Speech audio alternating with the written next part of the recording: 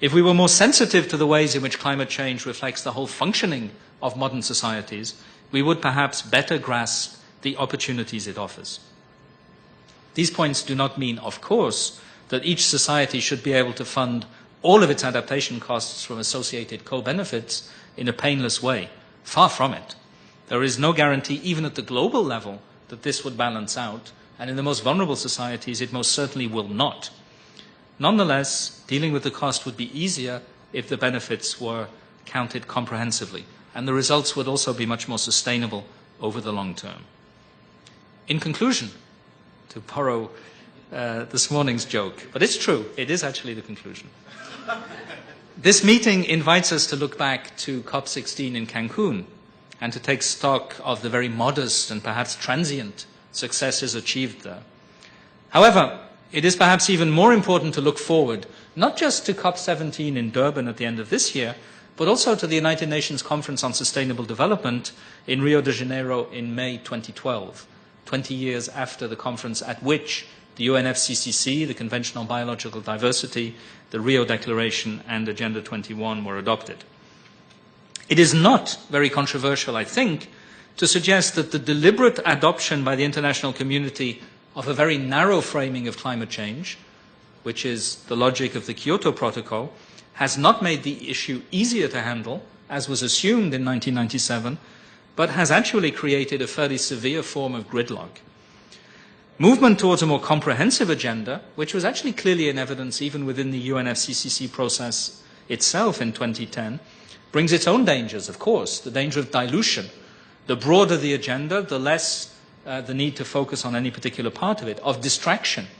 Minor issues might attract all the attention and prevent an adequate response to major issues. And of course the risk of a purely a la carte approach to action against climate change. Nonetheless, if the arguments I've been sketching in this introductory presentation are even in part correct, broadening the climate change agenda could help address it in the way it demands. If so, adapting to climate change would become just one very important dimension of sustainable development. Not a one-off problem to be solved, but an ongoing, never-finished challenge. Not simply a cost to be borne, but a stepping stone towards a more human world. Thank you.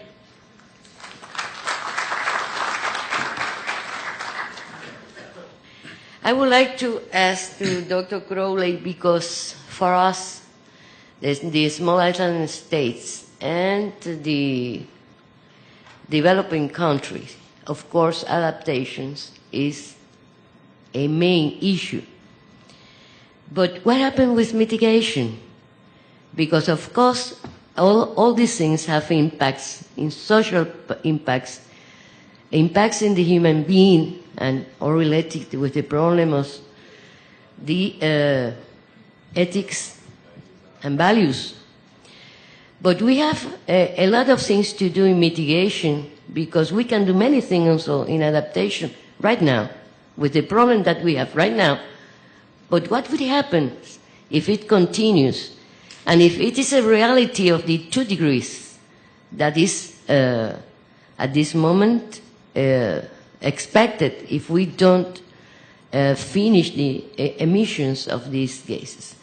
So I think that it's very important for us. For example, we are doing a lot of things in the Caribbean. Tomorrow I will explain what we are doing in our country and in the Caribbean.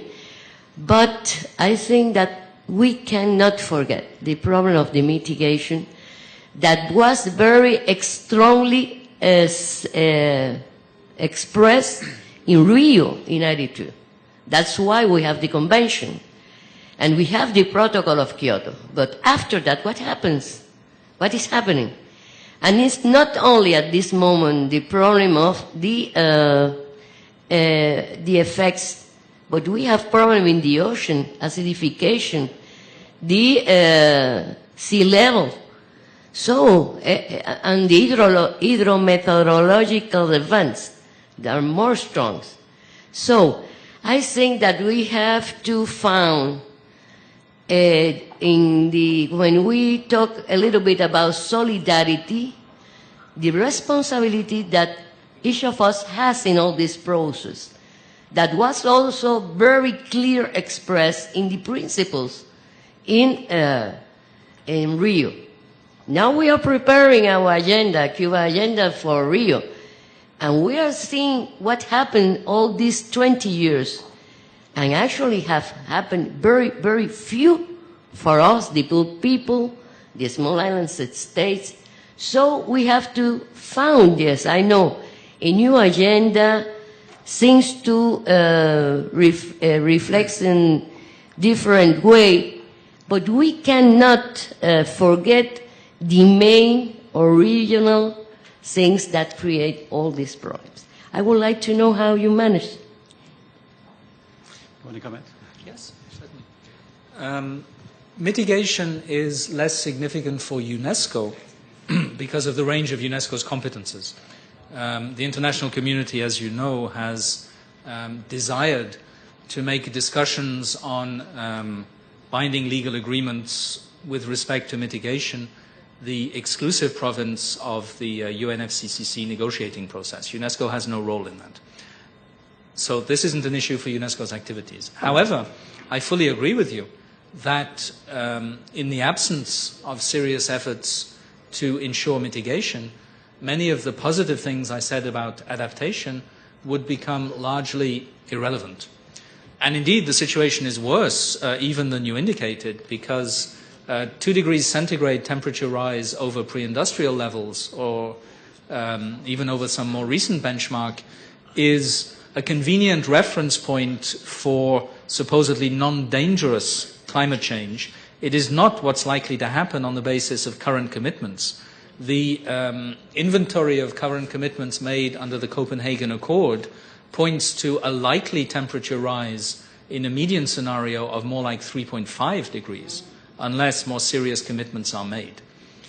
Now, what I suggested in my paper as a point of analysis is that one of the reasons why the Kyoto Protocol has not been effectively implemented is because it was poorly designed from the start. Not simply because of lack of political will. It was poorly designed because it reduced the problem of climate change to the problem of greenhouse gas emissions. It then reduced the problem of greenhouse gas emissions almost exclusively to carbon dioxide, and then reduced the problem of carbon dioxide almost exclusively to carbon pricing. A kind of funnel approach, which meant that a very big, complex problem was reduced to a small, supposedly manageable problem. It didn't work. And there were very good reasons why it didn't work, because the problem as thus defined was not simplified, it was transformed. And the idea that simply by setting a carbon price, one would automatically put market forces at work to find the most effective solutions sounded wrong in 1995 at the Berlin COP that adopted the road to Kyoto, and sounds ridiculous today. So that it isn't simply a matter of wanting to achieve certain outcomes, it's also a matter of institutional architecture. And as an analyst of the process, long before even being part of UNESCO, my impression is that rethinking the institutional architecture is important. But the purpose of rethinking it is not to shift from mitigation to adaptation. It is to make sure that the international climate change regime walks on its 2 legs. And mitigation needs to proceed through a combination of unilateral national policies adopted largely on a co-benefits basis and binding multilateral commitments. We need both, and at this stage, on the whole, we have neither. So I entirely agree with you. Yeah, my intervention essentially deals with a real practical situation in addressing the issues of climate change. Now, from the way the discussions have been unfolding, it is clear that market solutions are being presented as the principal approaches and solutions in addressing the issue of climate change. And for many small economies, particularly ours in the Caribbean, are essentially inhibited because of our size and also the structure of our economies. And as such, policymakers do not have the flexibility with regards to the available instruments to use to address the many nuances of climate change. For us in the region, climate change is one of survival. And if we look at all the scientific information, what it has been pointing is that our region may not be the same region, perhaps, in the time frame that the global discussions are proceeding. And the question here, in terms of ethical considerations, are what provisions are essentially required to address our concerns. From our standpoint, we have been innovative in terms of trying to pool our approach to address the various nuances with regards to climate change.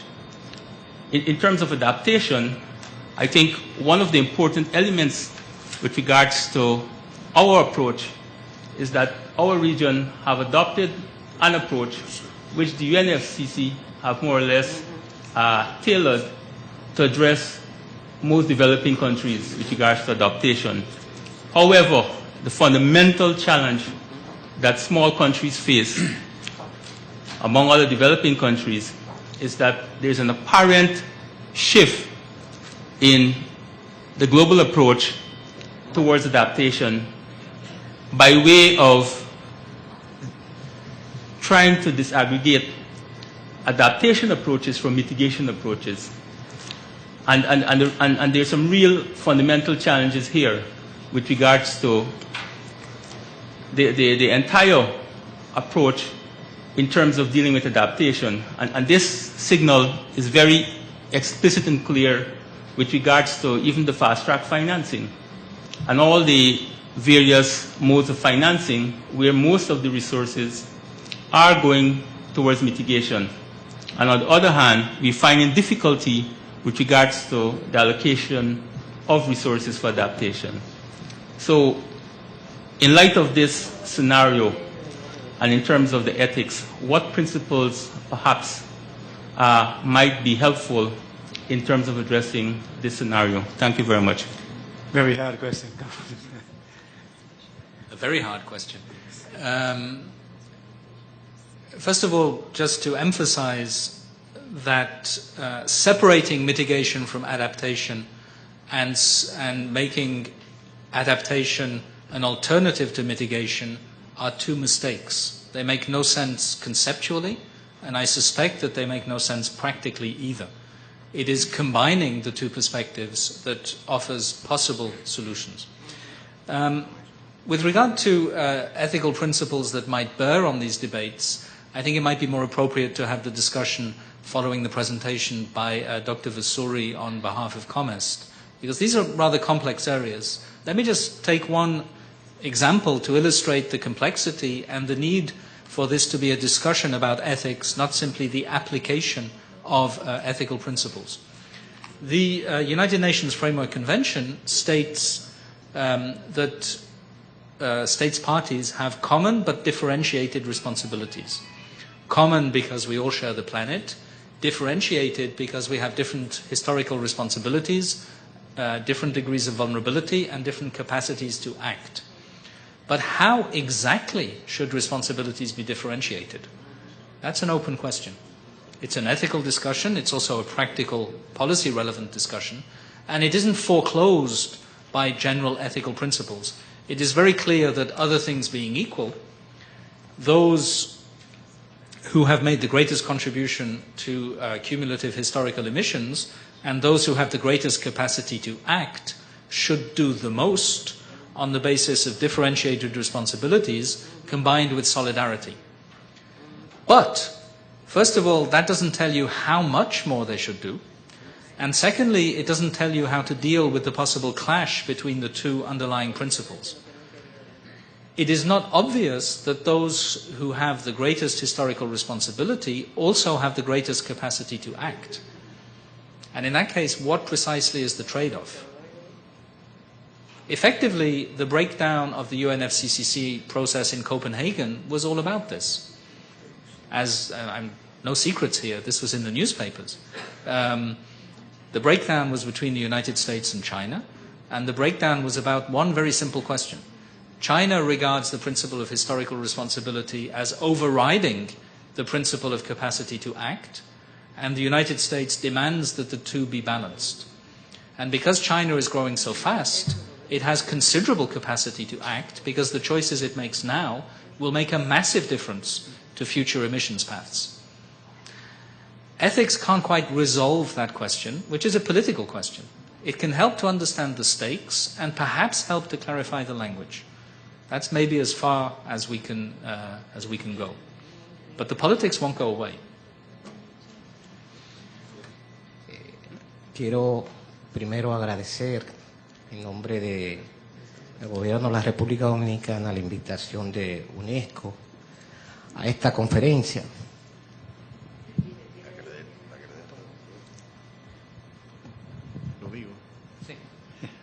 He just would like to appreciate the invitation on behalf of the Dominican government to this event. Muchas gracias, señorita. Casi igual. Anda por ahí. That's all I know. That's all I know. Más o menos. At least I got 2 out of 3 right. You learn Go ahead, quick. please.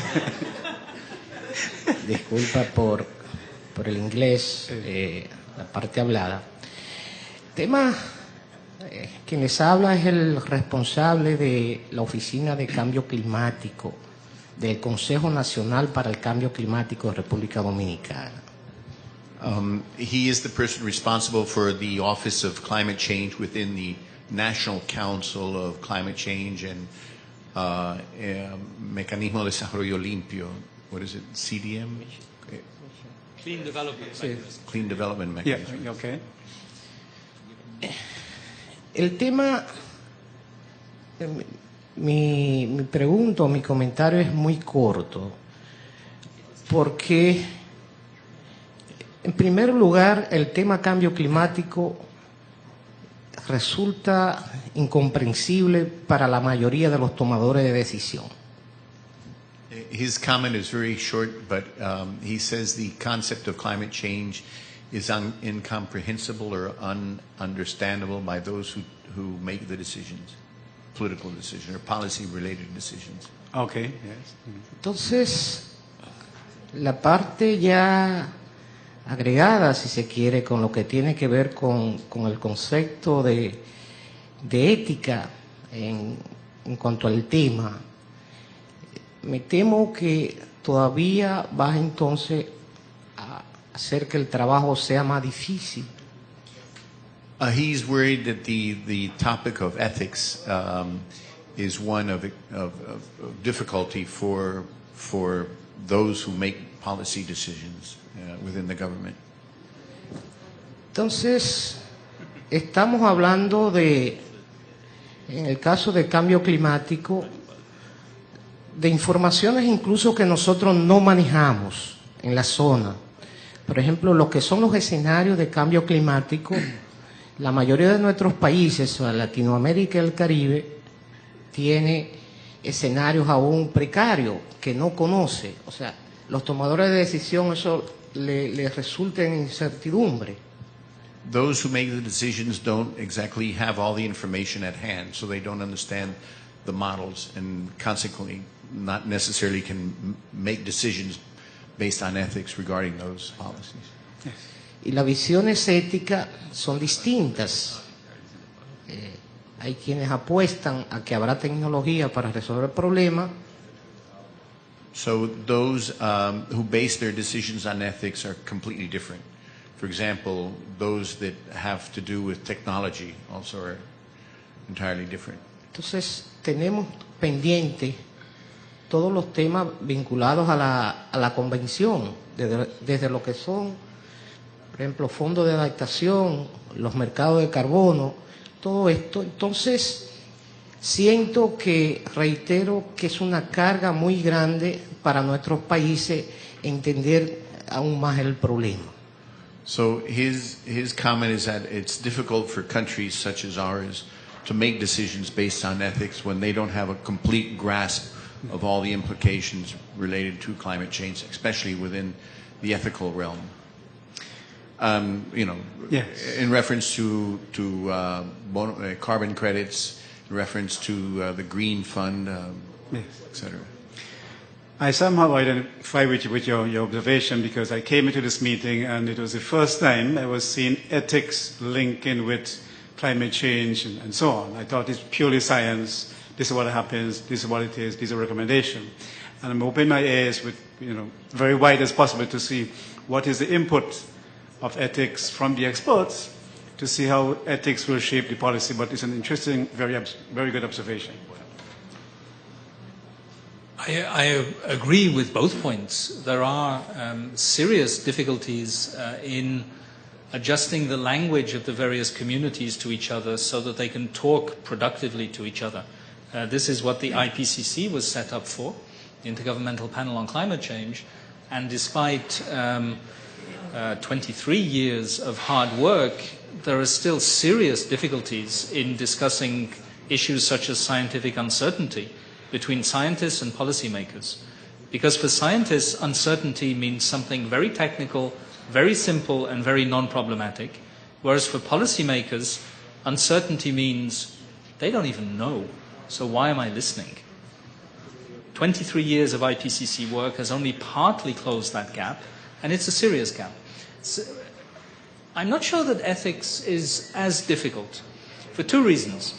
First, because the ethical framing of climate change is in the international legal agreements from the very start.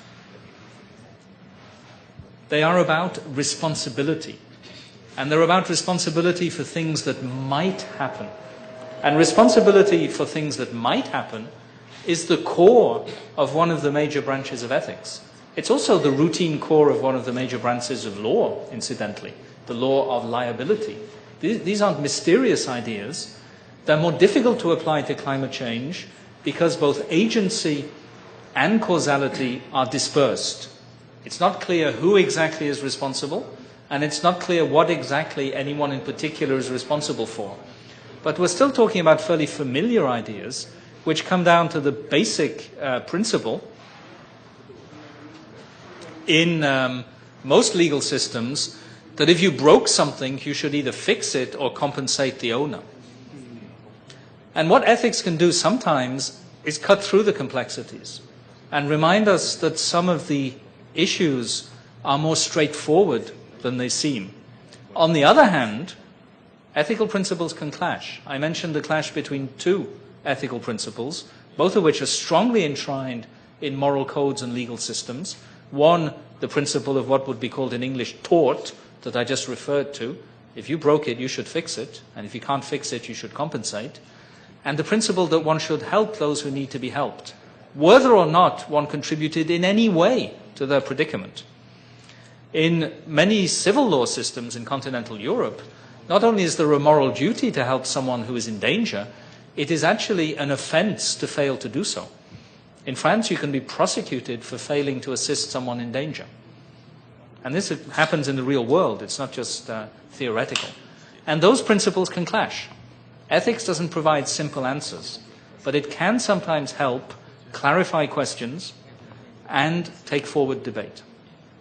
I just wanted to find out whether there's any consensus on the definition for the term climate resilience, because I know that there are many agencies using different terms for even among the UN agencies for resilience. So I just wanted to find out whether there's any consensus there. Climate resilience. The answer is no, there isn't. There is an ongoing debate about it. One of the reasons why there is a debate is that resilience is ultimately a psychological term, and adapting it to the performance of social systems is a bit tricky. Basically, the debate is about whether resilience defines... Resilience, let me start the sentence again. Resilience is basically adaptive coping by adapting. The question is, how much adaptation can you have before it ceases to be resilience and becomes transformation?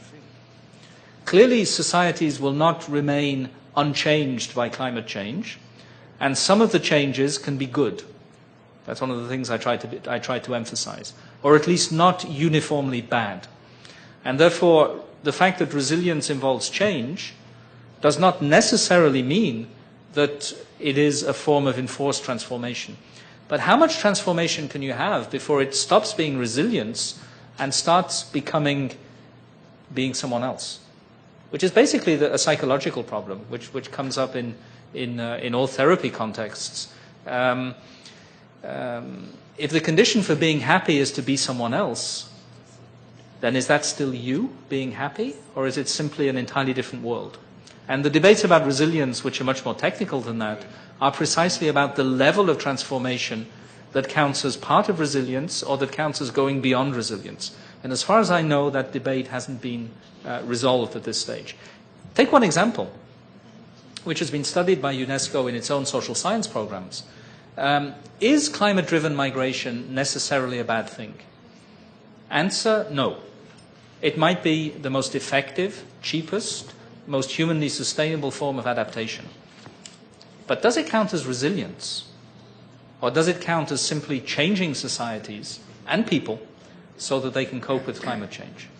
That question remains unanswered. And indeed, when I said no, that's a controversial conclusion.